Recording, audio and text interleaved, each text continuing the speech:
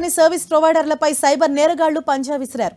Service ప్రొవైడర్లను hack చేయడంతో London, Berlin, Heathrow, Brussels సహా పలు ఎయిర్పోర్టుల్లో విమాన సర్వీసులపై తీవ్ర ప్రభావం పడింది. కొన్ని విమానాలు రద్దు కాగా మరికొన్ని సర్వీసులు ఆలస్యంగా నడుస్తున్నాయి. సేవల పునరుద్ధరణకు ప్రయత్నిస్తున్నామని సర్వీస్ ప్రొవైడర్లు ప్రకటించారు. ఇటు దీనిపై అధికార యంత్రాంగం అప్రమత్తమైంది. దీని వెనుక ఎవరున్నారనే దానిపై విచారణ చేపట్టింది.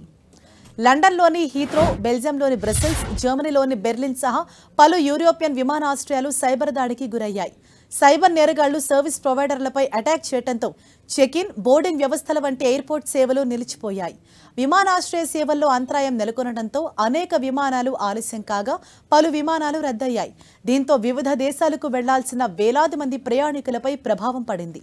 సైబర్ దాడి కారణంగా బ్రసెల్స్ విమానాశ్రయ సేవలకు అంతరాయం ఏర్పడిందని అక్కడి అధికారులు ప్రకటించారు. సిస్టమ్ను సరిచేసేందుకు తమ ఎక్స్పర్ట్స్ టీం శ్రమిస్తోందని, త్వరలోనే సమస్యను పరిష్కరిస్తామని అన్నారు. ఇప్పటికే విమానాశ్రయానికి చేరుకున్న ప్రయాణికుల సౌకర్యార్థం పలు ఏర్పాట్లు చేసినట్లు తెలిపారు. యూరప్లోని దాదాపు అన్ని ప్రఖ్యాత విమానాశ్రయాలు సైబర్ దాడికి గురైనట్లు తెలుస్తోంది.